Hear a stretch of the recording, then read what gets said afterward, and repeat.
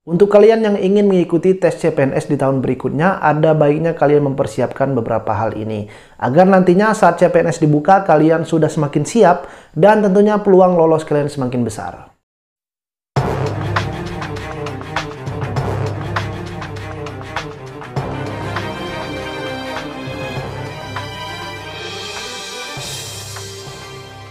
Assalamualaikum warahmatullahi wabarakatuh. Bertemu lagi dengan aku Mili Umri dan tentu masih di channel Mr. Mili. Nah, di kesempatan kali ini aku mau sharing dengan kalian terkait dengan informasi terbaru dari perkembangan CPNS. Nah, ini ada informasi terbaru yang mungkin banyak beredar di sosial media teman-teman semuanya, bahwasanya dalam Rakornas Kepegawaian BKN pada tanggal 21 Juli 2022, Pelaksana tugas atau PLT Kepala Badan Kepegawaian Negara atau BKN, Bima Haryawibisana mengungkapkan untuk struktur aparatur sipil negara atau ASN akan didominasi pegawai pemerintah dengan perjanjian kerja. Nah, artinya memang sesuai dengan informasi yang sudah aku sampaikan sebelum-sebelumnya, bahwa untuk penerimaan CPNS untuk tahun berikutnya ini akan semakin sedikit. Tetapi walaupun P3K banyak atau mendominasi pada penerimaan CPNS di tahun berikutnya, tetapi untuk PNS atau CPNS ini akan tetap ada, walaupun kuotanya atau mungkin beberapa formasi yang mungkin akan beralih dari penerimaan CPNS menjadi P3K. Nah, mungkin kalian banyak mendengar dan juga informasi beredar bahwa tahun berikutnya untuk penerimaan CPNS ini tidak ada lagi. Hanya akan ada penerimaan P3K atau mungkin CPNS itu akan dihapuskan. Jadi itu adalah tidak benar, bahwa untuk tahun berikutnya CPNS itu tetap ada, walaupun nantinya kuota penerimaannya itu hanya sedikit atau tidaklah sebanyak dengan penerimaan P3K. Nah, selanjutnya kita akan bahas persiapan untuk kalian yang mungkin nantinya ingin mendaftar CPNS jika nantinya CPNS itu akan dibuka. Yang pertama adalah siapkan berkas dan juga dokumen. Nah, untuk berkas dan dokumen ini sebenarnya sudah aku buatkan video khusus, jadi silahkan kalian tonton. Tetapi aku akan perjelas lagi bahwa untuk penerimaan CPNS ini, setidaknya walaupun CPNS belum dibuka, kalian harus ataupun kalian sudah bisa mempersiapkan 5 berkas ini atau 5 dokumen ini. Karena 5 dokumen ataupun berkas ini nanti itu sangat berguna dan juga menjadi dokumen utama saat nanti kalian ingin mengisi data pada saat penerimaan CPNS melalui online, yakni melalui laman sssn.bkn.go.id.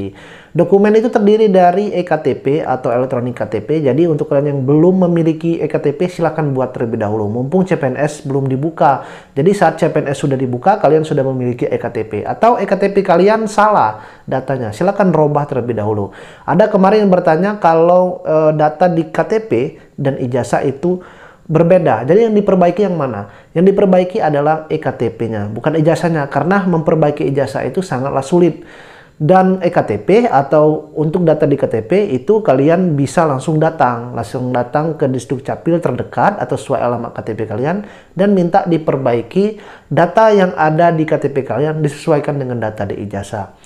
Nah, berkas selanjutnya selain eKTP adalah KK. Nah, kartu keluarga ini juga digunakan. Kartu keluarga ini nanti ada nomor kepala keluarga. Nah, untuk kartu keluarga ini kalian silakan dicek bahwa validasi dari KK ini harus sudah tervalidasi dengan pusat. Banyak dari teman-teman saat mendaftar CPNS, KK-nya ini tidak terdata. Jadi saat mereka online, saat mereka mendaftar online tersebut, mereka tidak dapat mendaftar karena nomor KK itu tidak terdaftar di sistem Disdukcapil. Nah, jadi pastikan untuk KK ini kalian tanyakan terlebih dahulu ke Disdukcapil bahwa KK kalian sudah divalidasi.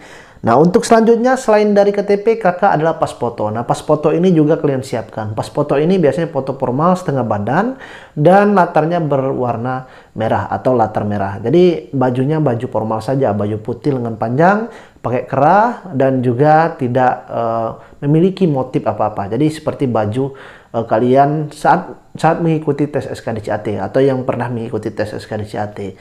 Kemudian selain dari KTP, KK dan juga pas foto, nah, 2 dokumen terakhir ini adalah ijazah dan juga transkrip nilai. Nah, ijazah dan transkrip nilai ini saling berhubungan. Saat kalian mendapatkan ijazah, secara otomatis kalian nanti akan diberikan transkrip nilai. Nah, untuk kalian yang mungkin saat ini ijazahnya bermasalah atau belum mendapatkan ijazah, tetapi kalian mungkin sudah tamat sekolah, Jadi silakan kalian datangi sekolah kalian atau universitas kalian, tanyakan terkait dengan ijazah kalian. Nah, untuk kalian yang mungkin nanti baru lolos saat CPNS dibuka, selain dari ijazah bisa juga kalian menggunakan SKL atau surat keterangan lulus kalian. Persiapan yang kedua adalah kalian harus update info tentang CPNS. Nah, ini sangat penting sekali.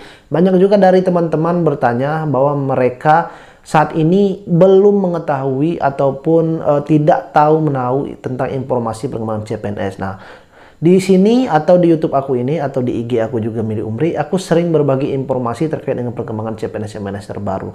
Nah, tapi jangan salah, kalian saat menerima CPNS itu kalian cross check terlebih dahulu apakah informasi tersebut benar atau tidak. Karena apa? Aku banyak melihat dari akun-akun yang lainnya bahwa untuk CPNS ini, informasi CPNS ini banyak sudah digembor-gemborkan. Sedangkan pemerintah saja belum mengumumkan secara resmi penerimaan CPNS ini. Jadi kalian harus mencari informasi yang benar terkait dengan penerimaan CPNS ini. Jadi saat CPNS sudah resmi diumumkan, nah kalian sudah bisa mendaftar dan mendaftar ini secara online. Ketiga adalah cari tahu formasi yang ingin kalian lamar. Nah, tentu dalam penerimaan CPNS ini banyak formasi dan instansi yang nanti akan membuka lowongan penerimaan CPNS.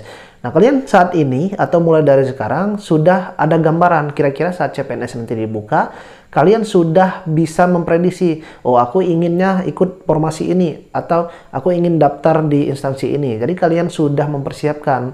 Artinya saat kalian sudah tahu tujuan formasi atau instansi yang ingin kalian lamar saat penerimaan CPNS nanti, berarti kalian sudah saat ini atau dari sekarang sudah mempersiapkan bagaimana caranya atau mengetahui tentang tahapan-tahapan tesnya dan sebagainya terkait dengan formasi dan juga instansi yang ingin kalian lamar nantinya.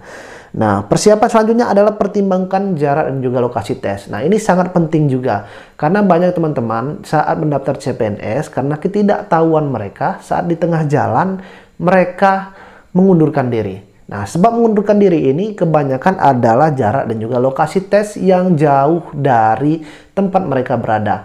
Nah, tentu ada beberapa instansi dan juga formasi yang nanti membuka lowongan pekerjaan atau membuka lowongan CPNS ini, itu jarak dengan lokasi tesnya itu jauh dari tempat kalian. Jadi saat nantinya formasi atau instansi kalian menerima pembukaan CPNS, kalian harus mengetahui dulu atau kalian harus mempertimbangkan terlebih dahulu tentang jarak dan juga lokasi dari tempat kalian berada dengan tempat tes nantinya, atau dari tempat kalian berada dengan tempat penempatan nantinya di mana seandainya jika kalian lolos tes CPNS ini. Persiapan terakhir adalah berlatih, belajar, dan juga mempersiapkan diri dengan baik. Nah, ini yang paling penting. Karena kalian saat mendaftar CPNS itu kebanyakan dari teman-teman tidak mempersiapkan diri dengan baik. Jadi saat CPNS dibuka, mereka baru sibuk ingin mempersiapkan diri. Nah, itu alhasil saat tes nanti kebanyakan gugur. Karena mereka tidak mempersiapkan diri mereka dengan baik. Apalagi ada dari beberapa formasi yang memang membutuhkan persiapan ekstra. Contohnya seperti formasi penjaga tanah dan pemeriksa keimigrasian, ada tes fisik atau tes kesemaptaan. Nah, tes fisik dan kesemaptaan ini itu tidak bisa kalian buat ataupun tidak bisa kalian bentuk dalam sehari dua hari. Besok penerimaan CPNS, hari ini mau mulai berlatih fisik. Nah, itu tidak seperti itu konsepnya. Jadi kalian harus memang berlatih, harus memang benar-benar mempersiapkan diri dengan baik agar nantinya saat penerimaan tes CPNS ini dibuka, kalian sudah mempersiapkan diri mulai dari berkas, kemudian belajar tentang soal-soal SKDCAT, kemudian juga fisik kalian harus prima, dan tentunya telah terbiasa saat nantinya kalian mendaftar formasi yang ada tes fisiknya ini. Untuk informasi tambahannya, banyak juga dari teman-teman yang bertanya, apakah tes CPNS ini bayar? Nah, tes CPNS, P3K, dan juga nanti ada beberapa sekolah kedinasan itu tidak membayar ataupun tidak memungut biaya untuk tes penerimaan CPNS.